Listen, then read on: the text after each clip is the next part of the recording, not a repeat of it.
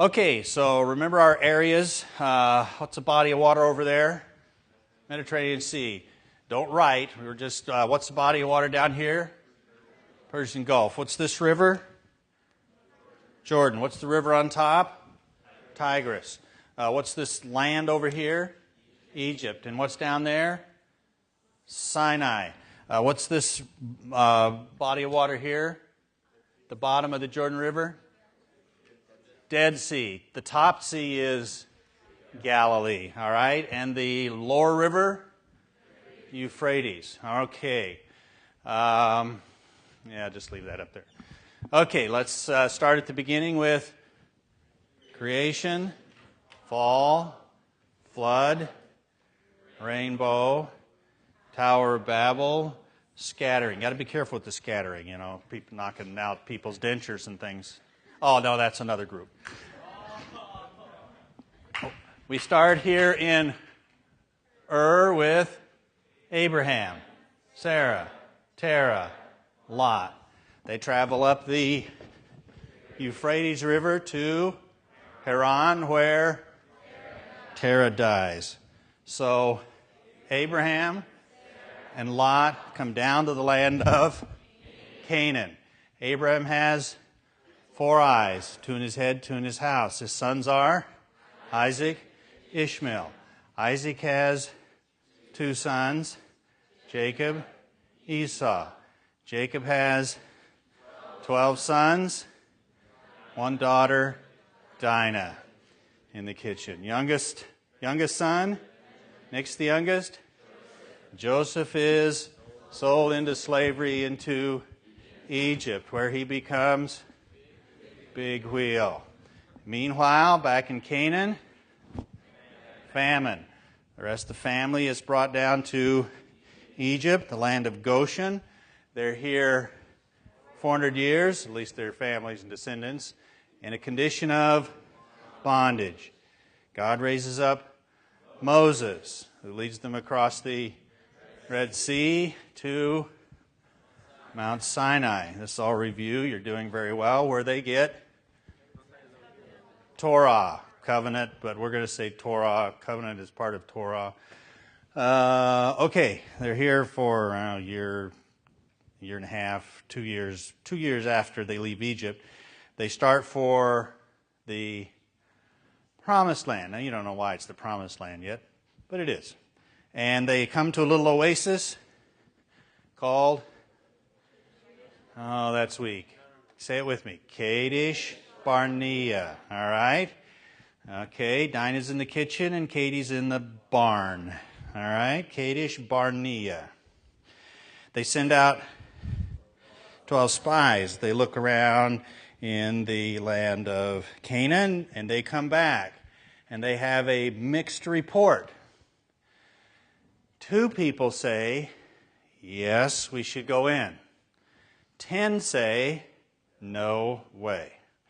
They're huge, fierce people, and they're just going to devour us. The nation goes with the majority report. Result of disobedience is judgment. They wander in the wilderness for 40 years, and the first generation dies. Okay? At the end of that time, Moses brings them to the plains and mountains of Moab. Okay? Moab. A country down here outside of Canaan, the other side of the Jordan River. And Moses preaches, basically the book of Deuteronomy is a series of sermons, it's a series of addresses. He's re-instructing the second generation. He preaches and he dies. Anybody ever seen a preacher die after a sermon? Well, Moses did. Not really, just preaching's hard work. Can kill you. He preaches and Moses dies. The next leader is Joshua. Good. A lot of you know your Sunday school stories, your Sunday school history. He does the same thing Moses did over there. He leads the nation across the Jordan River at flood time. And they're on a military conquest. And their first objective is Jericho. They march around the city of Jericho once a day. What was that?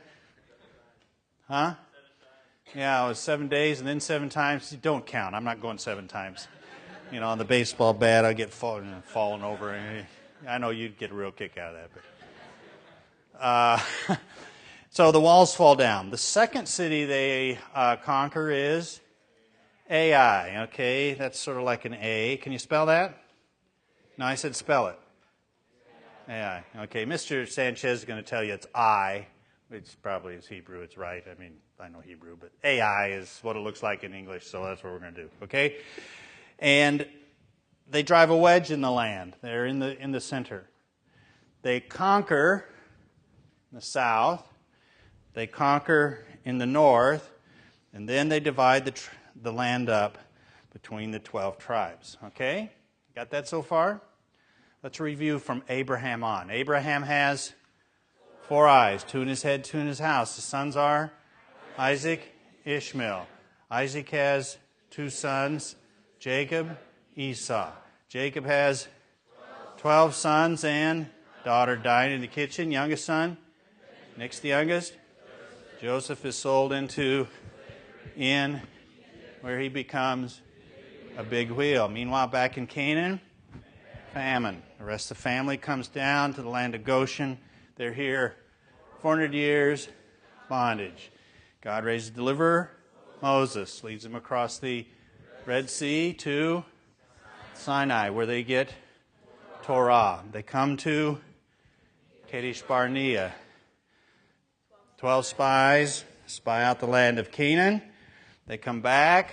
10 say no. 2 say yes. Result of disobedience, judgment, wander in the wilderness, 40 years. Moses brings them to Moab. I still don't know a good mnemonic for Moab. If you think of one, let me know. Moab, he preaches, dies. Next leader leads them across Jordan River. They conquer Jericho, walls fall down, and then Ai, they drive a wedge in the land, conquer in the south, in the north, divide the land between the 12 tribes. That's the period of the conquest. As we do this, as I keep reviewing, I will start also learning the historical books that go along with this, so you'll know where this history is. Okay? And that will show up on an exam somewhere too. But anyway, I'll add more about that later. Exams? Oh, yeah. Next period in Israel's history is the period of the Judges, and it's a period of chaos, all right? Every man did what was right in his own eyes, in sin and rebellion, and God gets him out of it, and it starts over and over again, and it's a downward spiral. It's a cycle and a downward spiral until you get to the last judge and the first prophet, and his name is Samuel. Okay, there's little Sammy, okay? That's little Sammy. Oh, you're doing it with your right hand. This is my left hand. Because if you're doing it up here, you have to do it with the right hand. So some of you will do it up here maybe someday. Okay, Samuel is a kingmaker. He anoints the first king, whose name was Saul. There's Saul. And Saul fails as king, so Samuel anoints the second king, David. And then Samuel dies right in there, okay? And the third king is Solomon. So SDS, Saul, David, Solomon. All right? Now, something happens at Solomon's death to the kingdom. It splits. Boom. Okay? Now, there were 2 kings. One king's name is Rehoboam. He's the southern king. He's the son of Solomon, and he takes over part of the kingdom. The other king at this split is Jeroboam. And a cherry bomb. Anybody know what a cherry bomb is?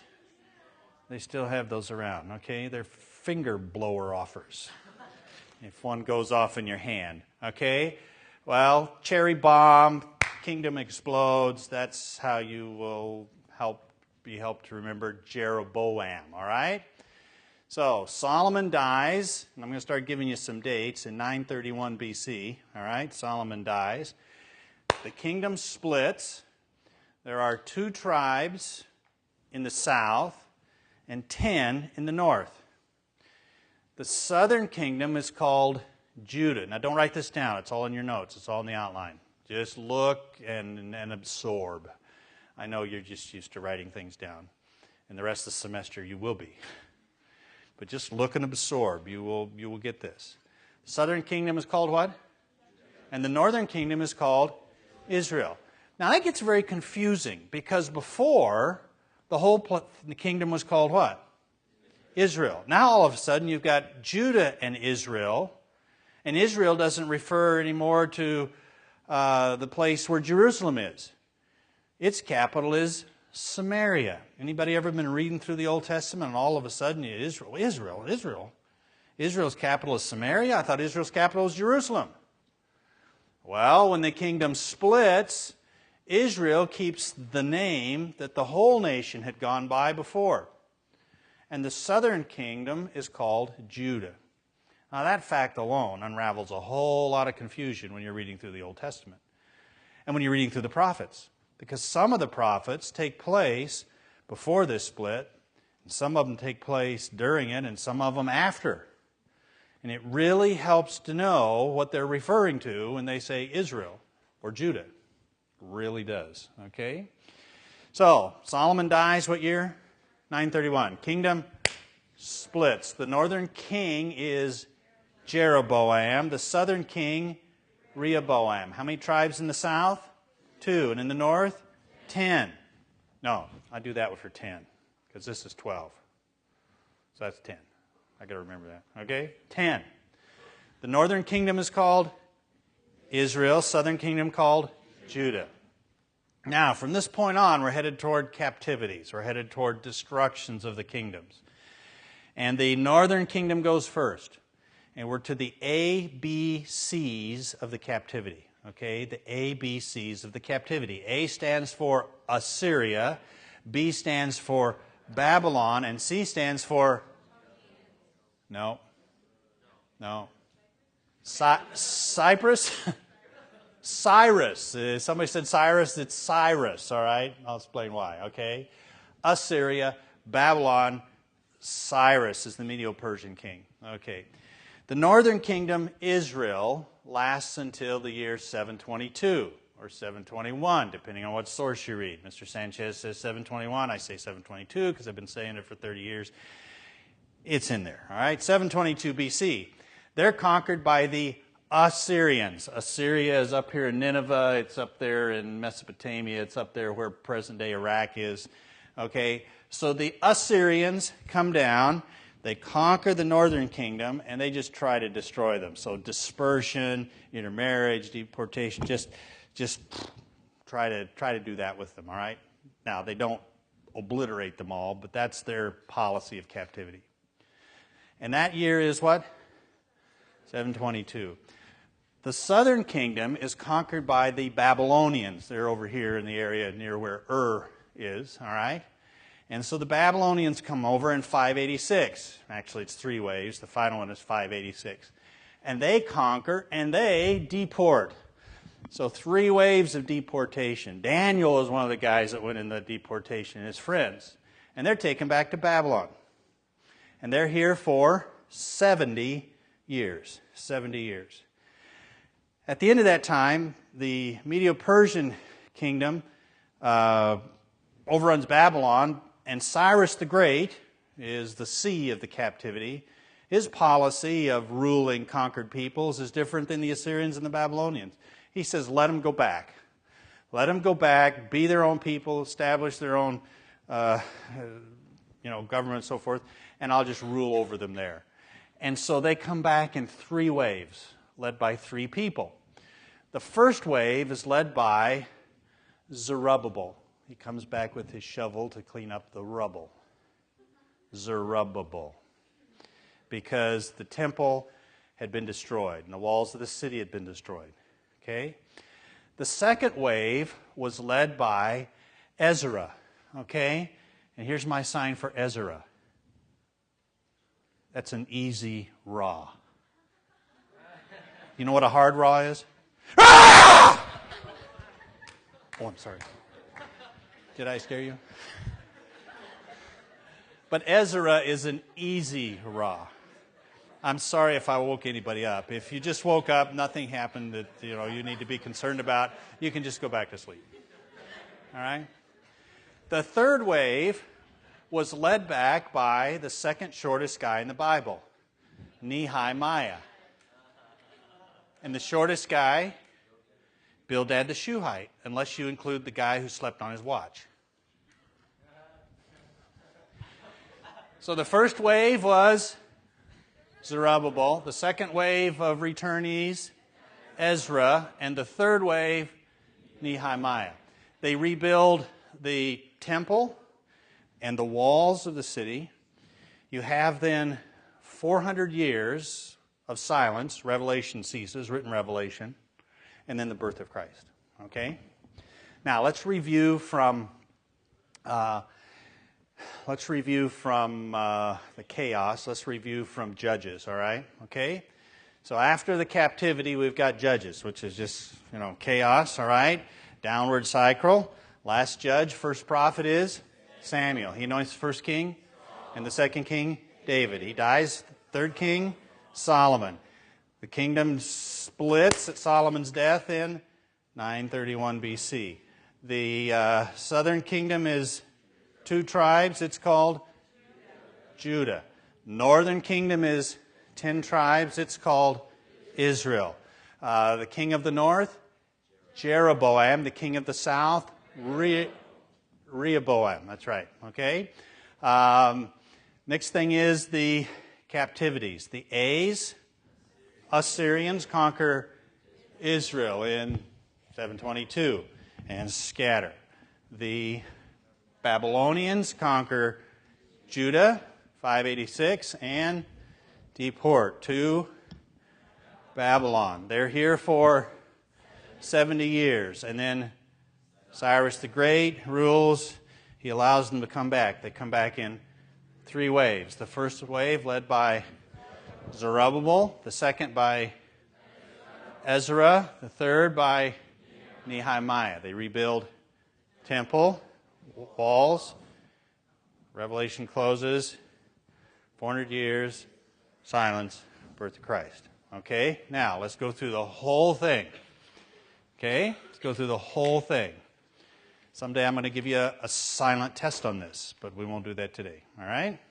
We'll review this a number of times. All right? So let's start and see how long it takes to get through it. Okay, we start with creation, fall, flood, rainbow, Tower of Babel, scattering. That brings us to Genesis chapter 12, where we are in Ur with Abraham, Sarah, Terah, Lot. They travel up the Euphrates River to Haran, where Terah dies. So Abraham, Lot come down from Haran to the land of Canaan. Abraham has 4 eyes, 2 in his house, 2 in his head. And his house eyes are Isaac, Ishmael. Isaac has 2 sons, Jacob, Esau. Jacob has 12 sons and daughter Dinah. Youngest son, Benjamin. Next youngest, Joseph is sold into slavery into Egypt, where he becomes a big wheel. Meanwhile, back in Canaan, famine. The rest of the family come down to Egypt, the land of Goshen. They're here 400 years. Bondage. Right. God raises up Moses, leads them across the Red Sea to Sinai, where they get Torah. Okay, from Sinai, they are headed to the Promised Land. They send out 12 spies. They spy out the land. They come back. 2 say yes. 10 say no. What? I forgot Kadesh Barnea. Good. From Kadesh Barnea, they send out the 12 spies. Thank you. Kadesh Barnea, they send out the spies. Okay, so they come back. 2 say yes. 10 say no. Result of going with the majority report, which was disobedience, judgment. They wander the wilderness 40 years. Moses brings them to Moab. He preaches, dies. The next leader, Joshua, leads them across Jordan River. They conquer Jericho. The walls fall down. And then Ai, wedge in the land, conquer in the south, conquer in the north, divide the land between the 12 tribes. Next period, Judges. Okay, chaos, downward spiral.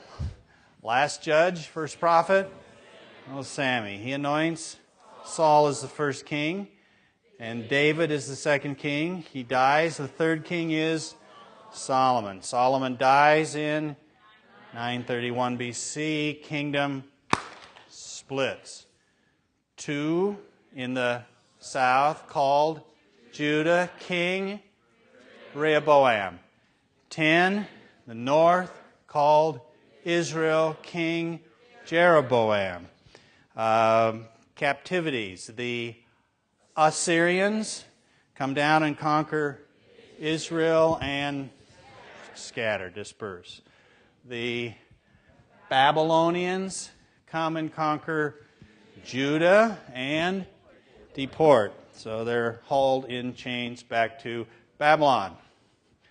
They are here for 70 years, and then Cyrus conquers the Babylonians and allows them to return in 3 waves. The first one led by Zerubbabel, the second one led by Ezra, and the third one by Nehemiah. Rebuild the temple, rebuild the walls. Old Testament Revelation closes. 400 years, silence, birth of Christ. Okay. Now, that's the historical structure. And we're going to be studying, we're going to be overviewing this material in chronological order. And we're going to see how the different books, how the different parts of the Old Testament fit into this, what they have to do with everything. Now, this is a survey course. There are going to be all kinds of little detailed questions that are going to come up that we're not going to have time to stop and talk about, okay? I mean, I'd be happy to discuss outside of class anything you want to talk about in the Old Testament. I love the Old Testament. But it's a survey course. We're going to be going big picture stuff. We're going to be going fast, all right? So just, so you aren't disappointed that all of the questions that nobody's been able to give satisfactory answers to you before aren't going to be answered in this class. Because you know what? There aren't universally agreed satisfactory answers to all the problems that come up in the Old Testament. But we will see why the Old Testament was written, to explain to us what this history is all about. And not only just what it has to do with Israel, what it has to do with us, what it has to do with the world. Because when God started working with Abraham, his purpose, his stated purpose, was that through Abraham, all the families of the earth would be blessed. And you and I are part of that, all the families of the earth.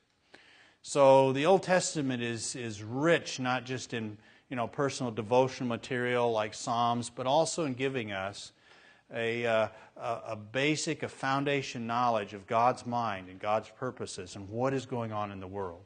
And quite frankly, you can't understand what's going on in the world today unless you understand the Old Testament and what it is that it's unfolding in terms of the big picture. And so that's what we will be about this semester. But you will find plenty also to just be fed personally in your spiritual lives as we behold what our marvelous God has done with His ancient people.